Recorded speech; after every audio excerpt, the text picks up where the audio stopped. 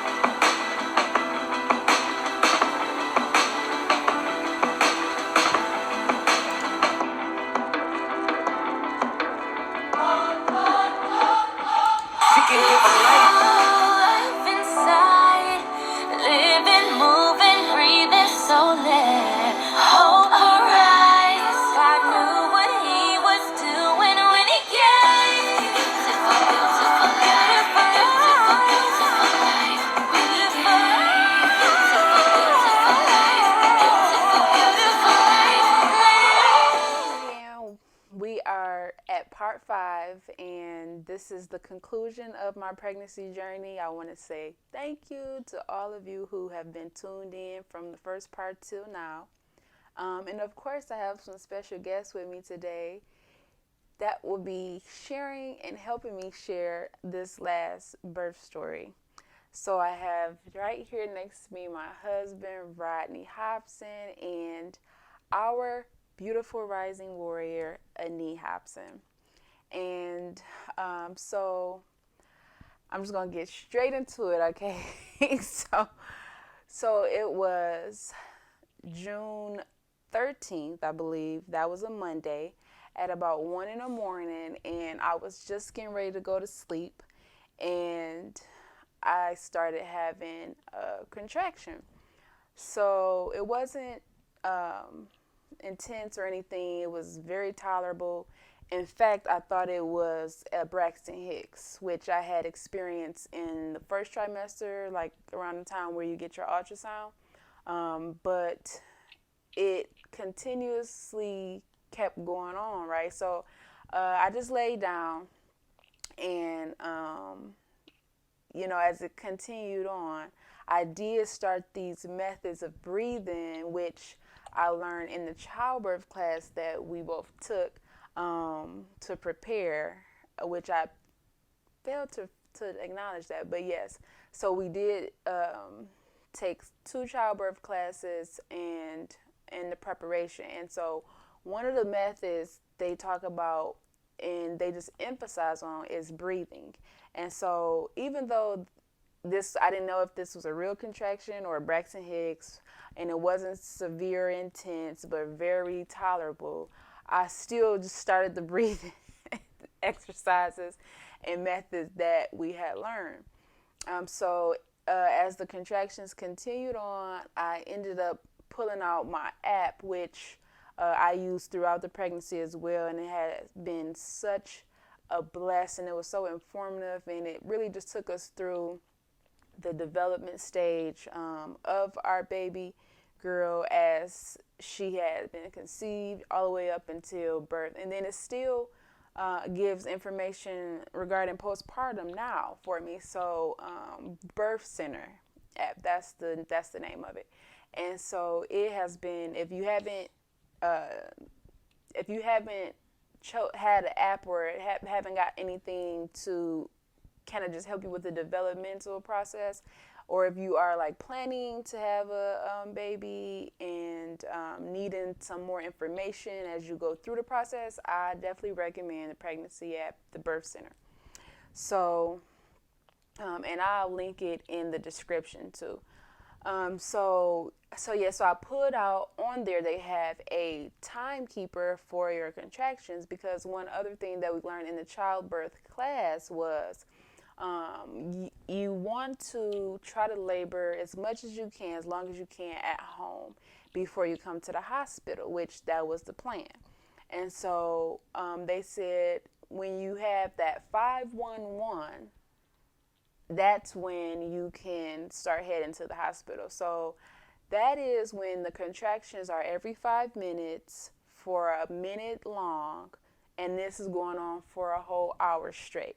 So I started to count and time the contractions, and still wasn't really aware if they were Braxton Hicks real contractions or what, but I just started to count them because they didn't go away. And I know I remember learning in the classes that Braxton Hicks will go away, especially like if you change position, or maybe if you go to drink some water or something, then they'll cease. But these were not, so that's why I started to time them. And they wasn't really lasting for a whole minute. They were kind of going up and down, 2 minutes here, 50 seconds there. But like I said, this was continuous. So I timed it for about an hour. And at this point, when I started timing it, or actually, no, I feel like maybe 20 minutes, half hour in, when I started timing it, that's when I let my husband know that I think I'm having contractions. And so he went to go get all of the belongings, our hospital bag, and got that prepared and ready. Did you take it to the car? Or you just brought it to the door? You took it to the car? Yeah. Yeah, so I had packed that like maybe a week or two before our expected due date, because I just didn't want to be fumbling with that or trying to figure out where's this, where's that. So it was already packed, snacks and all. So he ran and took everything to the car, got the car packed up, and then went to start me a bath, because that was the way in which I wanted to labor majority of the time. So he started running the bath, but I ended up having to have a bowel movement, and in the midst of that and just pretty much waiting for the water to get done, I feel like the contractions started to get a little bit more intense. Not so much so where they were like intolerable, but they were not as well, they were tolerable, but they just kind of stepped it up a notch from the beginning point. And so I was just like, man, so I had a bowel movement and was having contractions while doing that, and still breathing through them, and applying the breathing method that I learned. And so I ended up calling the midwife on call, and she said exactly what we had learned is, how far are the contractions, how long have they been, asking for the 511 method just to pretty much locate if it's time for me to come to the hospital.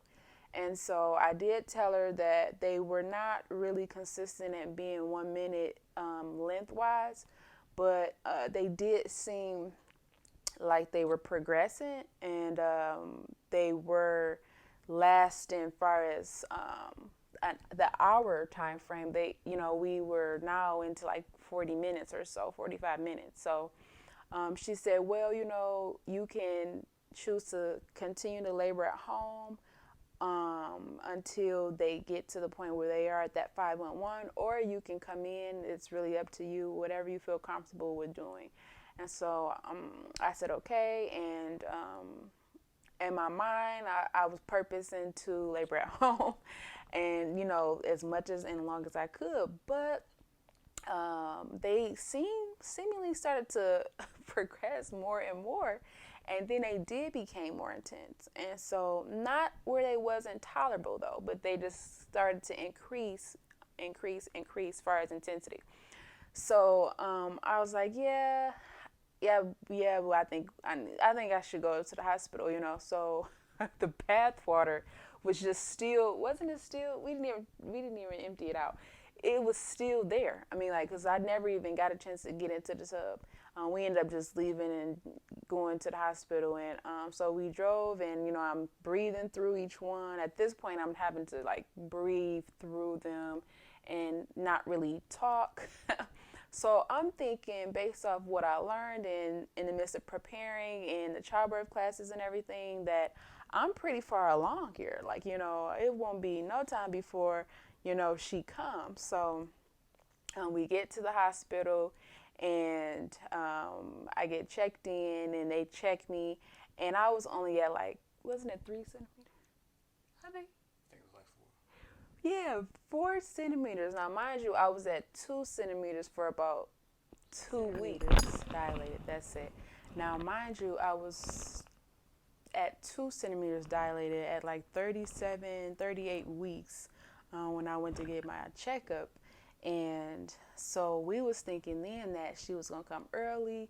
If not early, at least she would be, right on the due date. But I was 2 centimeters dilated for, like I said, 2-3 weeks almost. And so when they checked me when I got in, I was only 4 centimeters. And I'm like, what? You got to be kidding me. Like, I feel like I'm way farther than 4 centimeters. So they got me signed into my room in which I'll be laboring in, which I was going to be laboring in. And the first thing I wanted to do was the hydro labor, where you get in the tub, because they did have that option at the hospital where I birthed.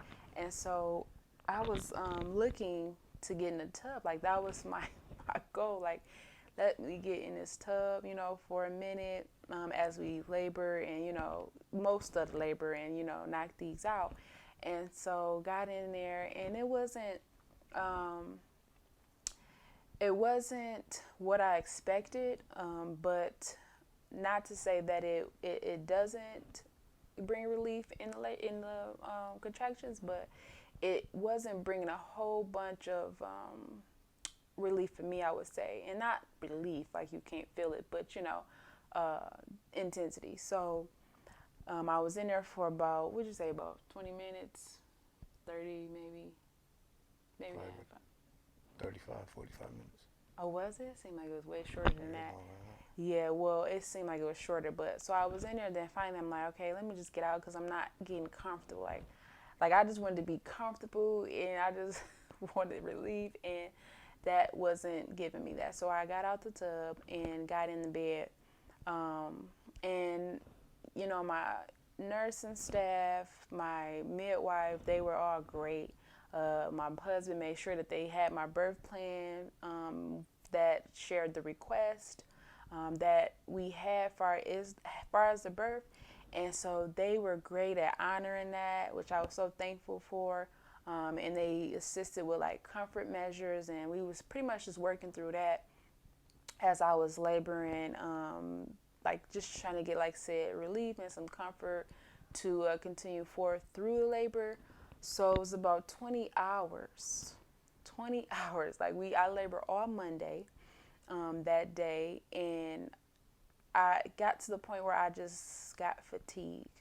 Because mind you, I was getting ready to go to sleep when I started having contractions. So we didn't go to sleep what was that? Basically the day before. That was the last time we had sleep. So we was up for pretty much almost 2 days.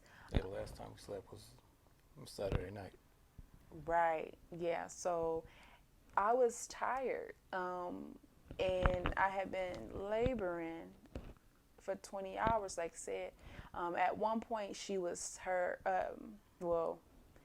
we found out that she had got in position where she was face towards my spine. And so we were trying the comfort measures and different things to get her to turn around so she could be face toward my stomach this way. And so we were doing the comfort measures and different little things to help with through the contractions. And I don't feel like nothing was helping, because in the childbirth class they share like many different positions that you can try during labor that may help with just being a little bit more comfortable as you go through labor. And they did mention that, all of them may not work for you. You may just be stuck with one or two that actually do the job for you. But I didn't feel like I felt like each one we tried, it would work for a minute, but then after a while, it just wouldn't work anymore, including the tub. Like I said, it worked for a while, but then it was like, okay, this is enough. We got to go to the next thing.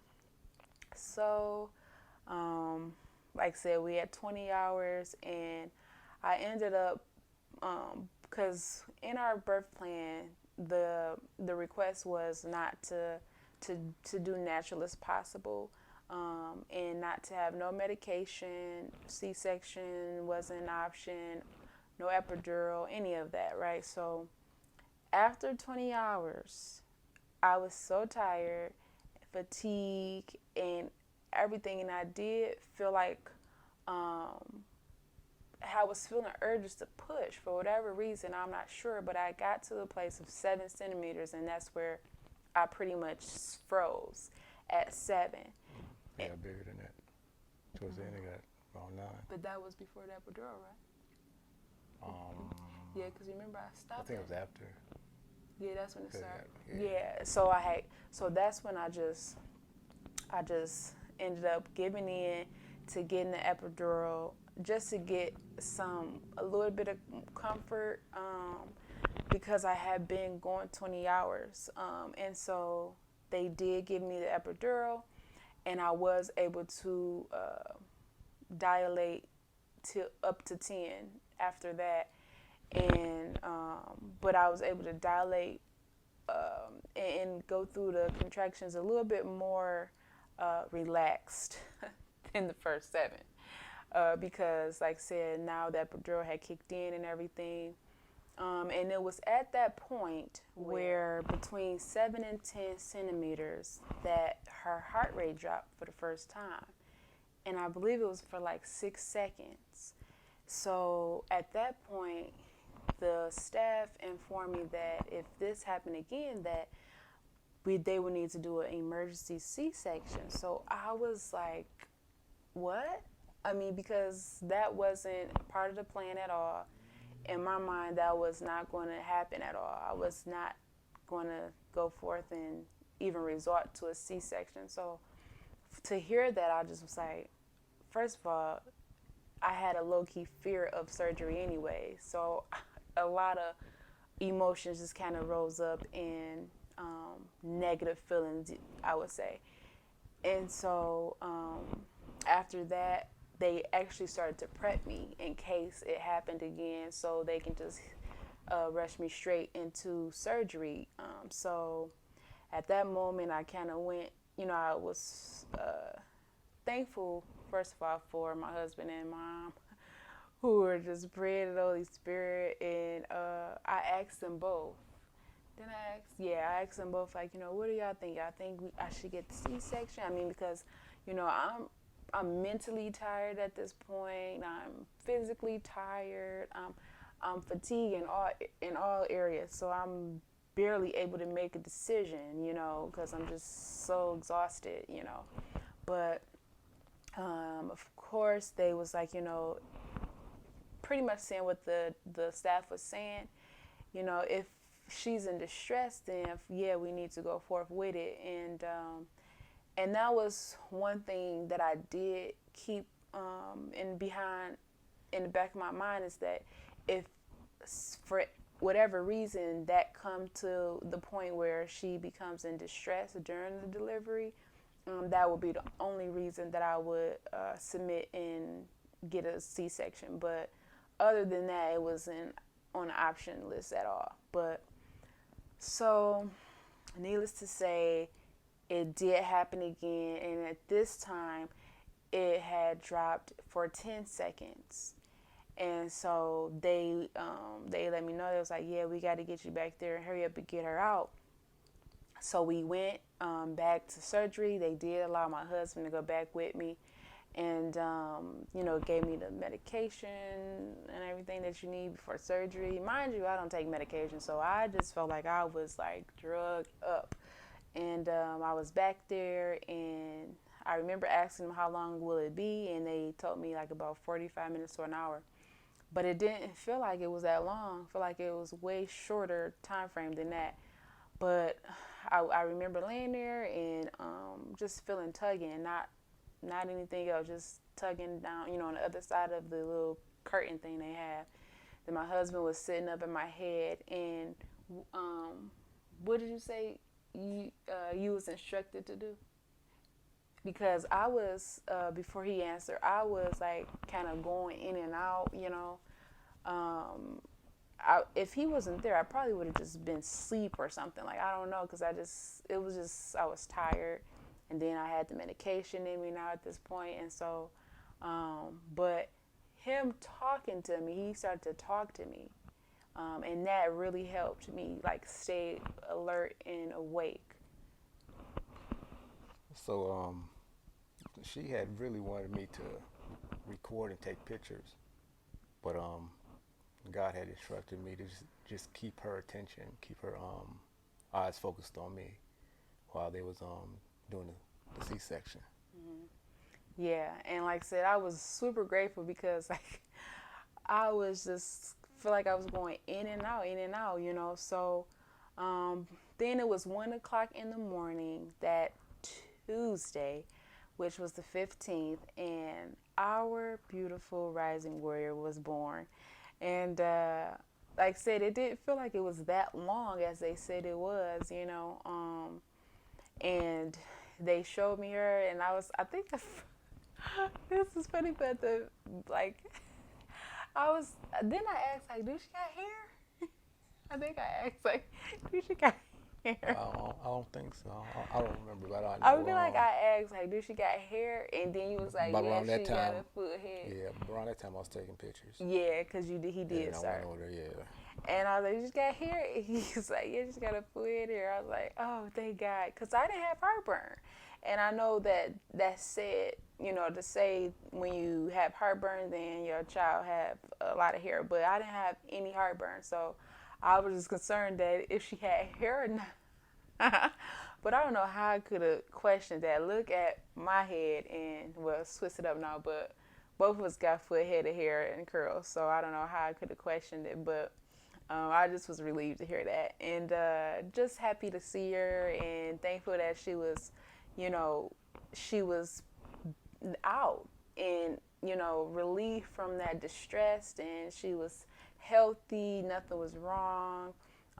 She was just a wonderful, wonderful blessing, and we are so thankful, for her. I say that she definitely, well, of course, it was purposed here and a part of God's plan, even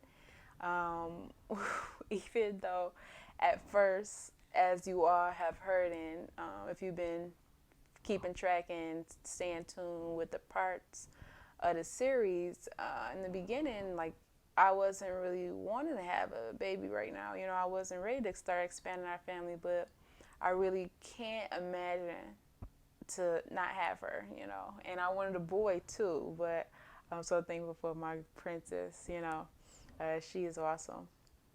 So I'm just going to finish out by sharing some things, just a breakdown of the birth story and some things that I have learned from the delivery, because Of course, this is to bring hope to other moms and women who are looking to have a baby soon, or maybe pregnant right now, or even going on maybe a second or third pregnancy and didn't have their desire in the first pregnancy. But one thing I want to make clear is that just because I experience what I experience doesn't mean that you have to experience that, right? I mean, because one thing, which is the first part, I have learned is that pregnancy and delivery is majority mental. It's a lot of mental discipline, mental focus, mental self control. And, you really have to have your mind in tuned, and you have to have like making sure that you are intentional with right thoughts, what you're looking at, what you're hearing, what you're receiving. It's I would say about 80% mental. And I feel like I got in my head too much during the time, which, if I could be transparent, that happens a lot. I do, and have in the past dealt with like overthinking and just where I get in my mind too much. And you really can't do that. You can't afford to do that, especially if you are looking to have a natural birth, if you're looking to go forth without medication. You really can't do that. And actually, I had desired a supernatural childbirth based off of, many of you probably know, the book that I had mentioned in part 1 or 2, I think, Supernatural Childbirth by Jackie Mize. And so that was a desire for me. Now, was my birth supernatural? Definitely. It was a graceful birth. And that's why I say that it was definitely God's power, his supernatural power, that was upon me in my time of need, because it was a lot of things that happened that we hadn't planned. We didn't plan for it. We didn't expect. So I would say definitely don't, making sure you intentionally stay mentally focused, mentally in control, and you do have control of your mind, so you have to be intentional about that, and feeding it with the right things. Number 2, I would say don't sweat the due date. The babies, the blessings, they come exactly when they are supposed to, exactly when God planned for them to, exactly when they are ready. And so just get on one accord with God and your baby. Like I said, our due date was June 7th, but she came a whole week later. So I had her at 41 weeks. And of course, after 40 weeks, before 40 weeks, actually, you kind of get to the point where you're just ready to meet your blessing. You're just ready to start to recover. I know for me, that's why I felt like it was such a blessing to be a carrier, and partner with God in that manner. But I was definitely at the late 30s of the weeks, ready, and especially at 40 weeks, to just birth her and have her and meet her and start the recovering process with my body. So, but I knew that she would be here exactly when she's supposed to, exactly when God planned for her to be. So I definitely rest peaceful in that. And so I encourage you to do the same. If you are a week late or even 2 weeks late, I know at some point it gets to be like a health factor that plays a part in it. But just trust God that baby is supposed to be here and will be here when they are supposed to be here, even if it's not when the doctors say. Number 3, I would say study and learn about every aspect of the delivery methods and options. Like I said, because I didn't plan or expect a C-section, I didn't even look into it, learn about it, nothing. Anything, even in the childbirth class, when it came to the C-section part, we skipped straight through it. Oh no, I'm not having a C-section, so we don't need to hear that. But I would recommend and encourage you to still just be informed. Become informed about every method and the things that could go wrong in the delivery.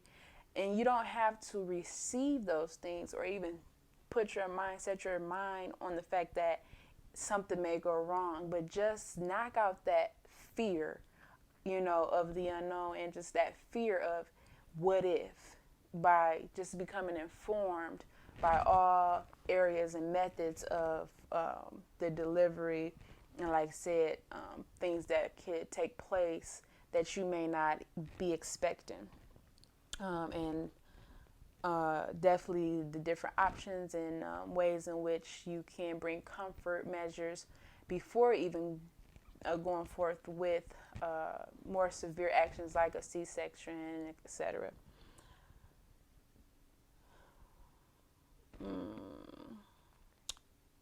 Number 4, I would say have a desire and request and plan accordingly, but be open to last minute changes.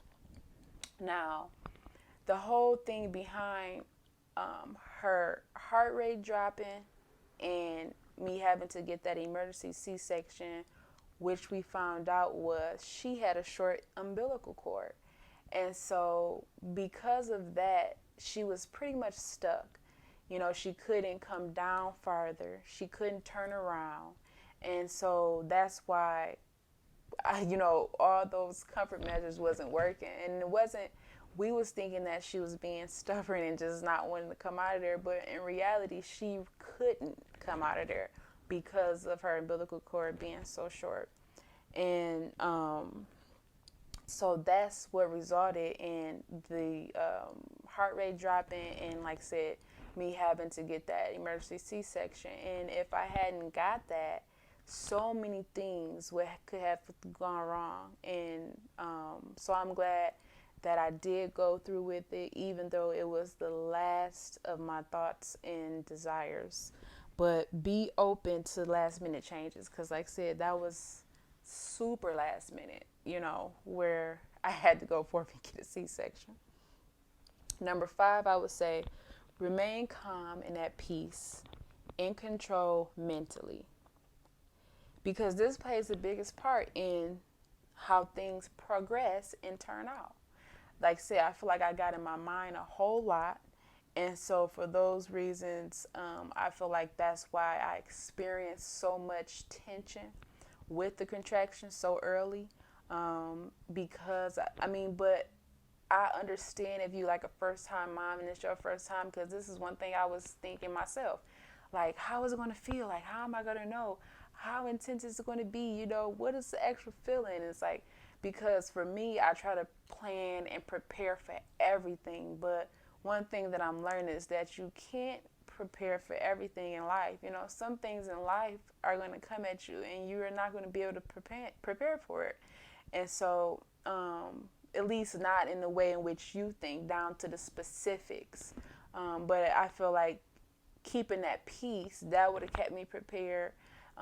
Keeping that self-control in my mind and my thoughts and everything, that, keeping those things intact, focused, and pure would have been the greatest way I could have prepared for the unexpected things that had taken place. So definitely just keep that in mind.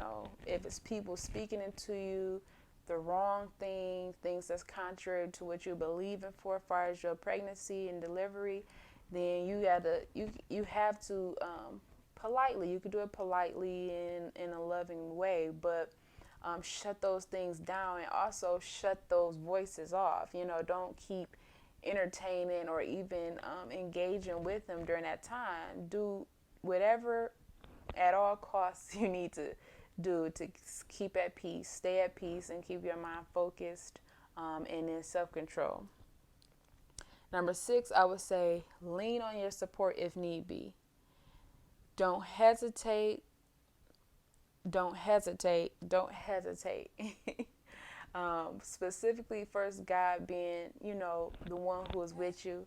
Lean on Him and those who He have placed in your path and in your circumstance at that moment to be there and help you. I was so thankful to have had my mom and husband, and then my mom-in-law too was able to be in the labor and delivery with me, because that was something that was big for me in the beginning, and I was praying hard about that. Like, I needed both my husband and my mom in that room with me, and so I was thankful to have them both, because like I said, I got to the place where I couldn't even pray for myself at that moment. I was just really, not knowing what decision to make, or just kind of just not there all the way. And so to have them praying for me, interceding for me, and even advocating for me, was a blessing. But of course, if you don't have family or a spouse or loved one, I definitely recommend a doula, because they too would be able to support you in that way, emotional, and advocate for you as well. So definitely lean on your support and make sure you have some support. Number 7, I would say forgive, and really this one should have been like the first one. Forgive if you have aught against any. Make it right if you can, at all costs. Make it right, because forgiveness really puts a damper in your faith. So you don't, if you are believing for a specific way in which you want to have your child deliver or what have you, you need to make sure that you have forgiven and don't have any unforgiveness built up or even dug down deep within, because it's like kryptonite. It will hurt your faith. You won't be able to walk out and experience what you desire and believe for, and receive what you believe in for, if you had that forgiveness there. And one thing the Lord showed me is that there was unforgiveness there, and I knew it myself, but He brought it back to me. As I, of course, asked Him, like, well, why, Lord, did I not have this supernatural birth that I believe you purpose for me to have, and, He brought that to me and reminded me about 1 Corinthians 13, that talks about all the things that you can do.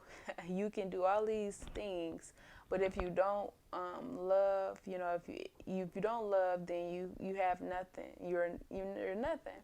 And so one of the ways in which love is defined in that passage is it doesn't pretty much count the wrongdoings of others. So, that's unforgiveness, like keeping track of what they've done and remembering it, meditating on it, and just being stubborn and choosing not to forgive them. Don't do that. It's not worth it. For the sake of you and your delivery and your child, just forgive and make it right. Forgive, let it go. Number 8,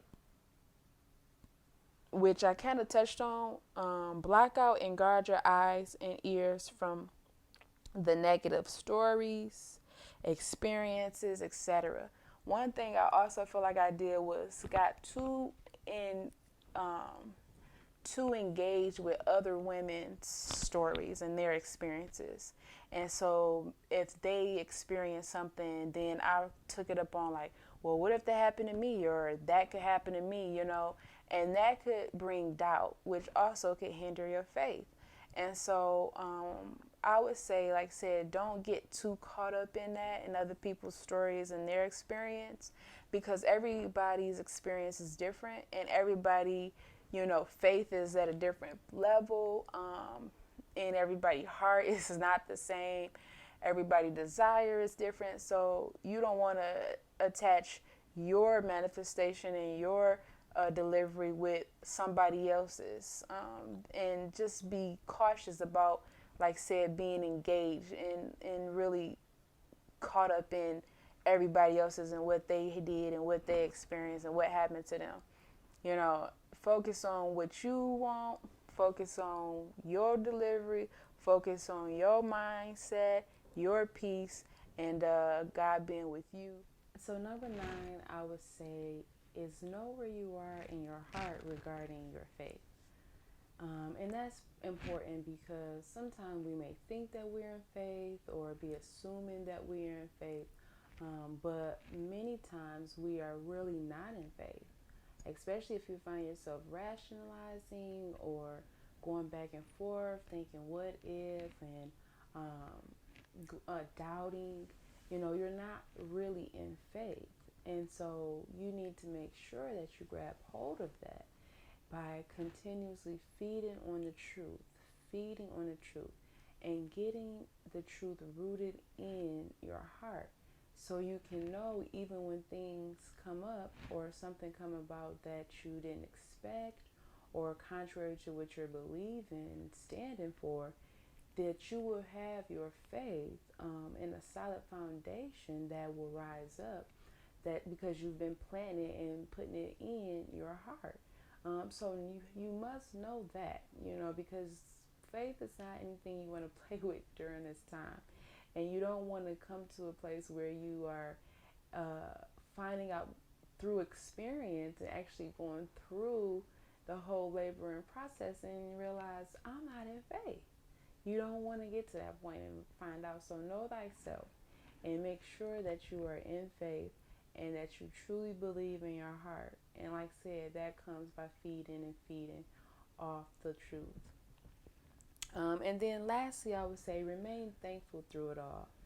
Now, I can say that this wasn't the case for me in the beginning, because I was, in my mind, feeling like I was not getting what I wanted in this journey. But it did come to me towards the end where I did become very grateful. I was able to look up just the information on a short umbilical cord. And first and foremost, it's only 6% of women who experience that. And that was interesting in itself. But then so many other things it said could have went wrong and usually happen. Like during the pregnancy, the baby doesn't get the full nourishment needed because of the short umbilical cord, which wasn't the case with us. The umbilical cord could have separated from the placenta and caused eruption, hemorrhaging, and me bleeding to death, her losing oxygen. So many things could have went wrong that didn't. God was with us. His mercy was keeping us, and His supernatural power was upon me to bring forth our warrior princess. And I didn't see it and recognize it until the end, which now I'm so very thankful, because I have seen that and noticed that God's hand was on this pregnancy. It was supernatural, even though it wasn't in the way in which I planned for it to be. But God's supernatural power was made available for me. And so I am so thankful for that. And, thankful that God's plan, which is the best plan, prevailed in this whole situation and this whole story of mine. So, but now I'm asking my hubs, I just want to know, and I'm sure many other moms probably want to know too, what was your takeaway from this whole pregnancy journey that we experienced for the first time? This whole situation with the whole pregnancy journey, it was different for me because actually it was my first time going through a pregnancy. What I learned is women are very emotional during this time or this period. But also, men are emotional too, because we interact off each other. So even during, the first month, the second month, the third month, each month was different. And the emotion was different too. And with her growing the baby, each month she gave off something different. So that's something that, I learned, and something that I wrote down in my memory for the next pregnancy, even though I do know that each pregnancy is something totally different from the last one or the previous one. But I look forward to the next one, and I just look forward to growing our family and continuously learning. Yeah, amen. Because it definitely was a learning journey, and even now, 5 months postpartum, we learning our flow and just learning how to mend together as a family with a new addition. Because it was just the two of us for 3 whole years, so now we have a third party. But she is so wonderful. She is so perfect, and we are enjoying every second of her little blessed self. But until then, until next time, I would say, because we do plan on sharing maybe some more videos in regards to our family expanding and just having three Hobson Trinity. And so stay tuned for that. Make sure you subscribe so you can be in position to hear and see those videos.